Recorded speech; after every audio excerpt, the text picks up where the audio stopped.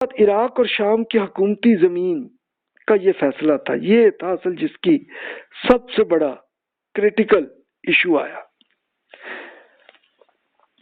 اس کو بہت ڈیٹیل سے میں اس میں بیان کروں گا آپ کو فائنینشیل ہسٹری میں، لیکن مختصراً عرض کر دیتا ہوں کہ اب یہ تھا کہ عرب کلچر پرانا یہی ایک طریقہ تھا کہ بھی اب جو بھی جنگ ہوتی تو جنگ میں جو بھی فتح ہوتے تو اب جتنی بھی زمین ہوتی تھی ملتی تھی ان کو، تو وہ زمین اپنی ملٹری کے سب لوگوں کو ڈیوائیڈ کرتے تھے، کیا اس کو تم اتنی، تمہاری اتنی، تمہاری اتنی، اپنی پرفارمنس کے لحاظ سے۔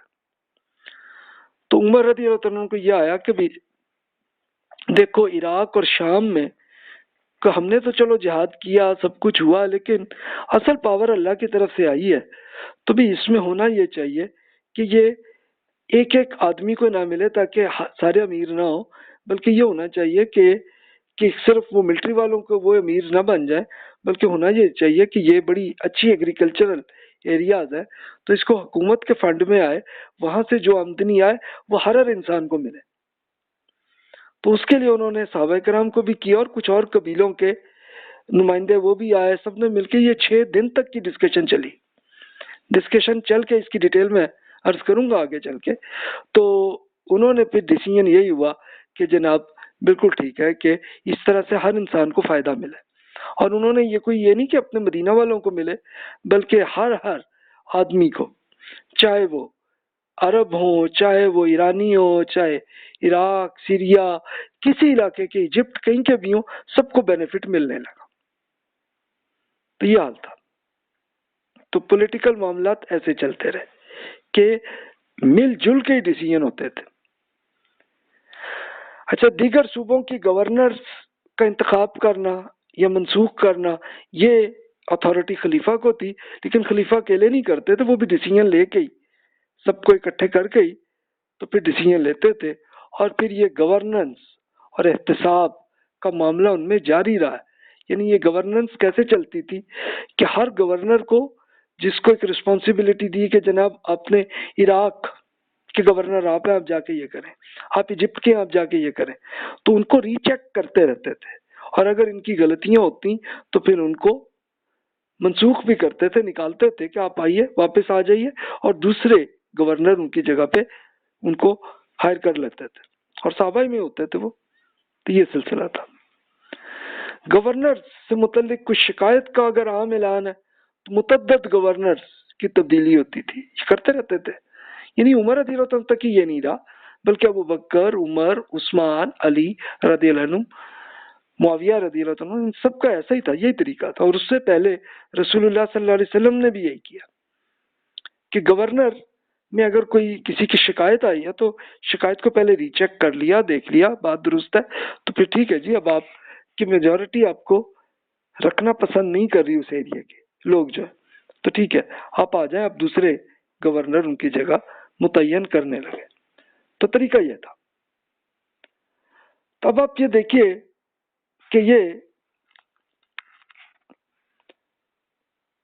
خلیفہ کا انتخاب، یہ تو میں پہلے تفصیل سے عرض کر چکا کہ پہلے تو یہی معاملہ تھا کہ عرب میں کوئی ایک اجتماعی حکومت نہیں ہوتی تھی، پہلی بار ہوئی تو رسول اللہ صلی اللہ علیہ وسلم نے اچھی طرح یہ چیک کر لیا تھا کہ سارے قبیلے جو ہیں وہ صرف قریش کی حکومت کو ہی مان سکتے ہیں، ورنہ وہ بغاوت کر لیں گے۔ تو انہوں نے اس لیے انصار کو سمجھایا تھا کہ بھائی آپ یہ دیکھو کہ معاملہ یہ ہے، ورنہ اس سے پہلے رسول اللہ صلی اللہ علیہ وسلم حکومت کے اہم معاملات انصار سے ہی کراتے تھے، لیکن ان کو بتایا کہ جناب اب یہ معاملہ ہو گیا تو اس لیے اب قریش ہی کی حکومت کو آپ مانیے گا۔ تو انصار نے کہا کہ جی بالکل آپ کی بات درست ہے، کیونکہ انصار میں سے اگر کوئی خلیفہ بنتے تو پھر ہر طرف سے بغاوت آ جاتی۔ تو اب وہ پہلے سوچ رہے تھے، تو اس وقت پھر ابو بکر صدیق رضی اللہ عنہ اور عمر اور ابو عبیدہ رضی اللہ عنہ وہ تینوں گئے، انہوں نے پوری ان کو بتایا کہ رسول اللہ صلی اللہ علیہ وسلم نے کیا بتایا تھا۔ تو اب انصار کے مین جو سردار تھے سعد بن عبادہ رضی اللہ عنہ کہا کہ جی بالکل آپ کی بات درست ہے، رسول اللہ صلی اللہ علیہ وسلم نے یہی فرمایا تھا۔ تو اب انصار نے پوچھا آپ بتائیے کہ قریش میں سے کس کو خلیفہ بنائے، تو سب یہی کہہ رہے تھے ابو بکر صدیق کو ہی بنائے. تو ابو بکر صدیق رضی اللہ عنہ خود نہیں لے رہے تھے، وہ کہتے نہیں بھی میرا تو مشورہ ہے کہ تم عمر یا ابو عبیدہ ان میں سے جس کو بھی چاہو بنا لو. لیکن میجورٹی کا یہی آیا اور عمر رضی اللہ عنہ نے فوراً ہاتھ پکڑ کے ان کی بیعت جو ہے وہ کی. تو پھر سب نے کر لی، اور اس کے بعد پھر مدینہ منورہ کے مسجد میں آئے، اور مسجد نبوی میں انہوں نے پھر جب اعلان کیا تو سب لوگ آ گئے. اور اس میں علی رضی اللہ عنہ نوجوان تھے، ان کو جب پتہ چلا تو انہوں نے اپنے کپڑے بھی چینج نہیں کیے، فوراً تیزی سے آئے اور بیعت کی تھی. انہوں نے کیونکہ محبت تھی، وہ جانتے تھے کہ ابھی ابو بکر صدیق رضی اللہ عنہ اگر ہوں گے تو سارے کوئی اختلاف ہی نہیں ہوگا. تو یہ ہوا. اس کے بعد پھر عمر اور عثمان رضی اللہ عنہ کی کیسے حکومت بنی ہے 13 اور 23 ہجری میں بتا چکا ہوں. علی رضی اللہ عنہ کے کیس میں پھر یہ ہوا تھا کہ اب یہ جو ایگری ہوا تھا عثمان اور علی ان میں سے کسی کو سلیکٹ کرنا، تو عثمان رضی اللہ عنہ پہ میجورٹی نے دیا تھا، لیکن اب وہ خود شہید ہوئے. تو اب علی رضی اللہ عنہ پہ میجورٹی یہی چاہتی تھی کہ وہ خلیفہ بنے، تو تب وہ بنے 35 ہجری. اب ہوا یہ تھا کہ یہ میں پوری ڈیٹیل سے اب کو عرض کر چکا کہ کیسی اس زمانے میں بغاوت رہی تھی، اور بغاوت میں بہت سے لوگ ان کی حضرت علی رضی اللہ عنہ کو شہید بھی کیا انہوں نے. تو لیکن عراق اور عرب میں یہی تھا کہ اب علی رضی اللہ عنہ شہید ہوئے تو حسن رضی اللہ عنہ کئی کرنا چاہ رہے تھے، انہوں نے کی تھی. اور اب علی رضی اللہ عنہ کی حکومت جو ہے یہ پوری عرب اور وہاں سے لے کے پھر عراق، ایران، ان سب میں تھی. اور معاویہ رضی اللہ عنہ کی حکومت چل رہی تھی شام، فلسطین، ایجپٹ، اس میں.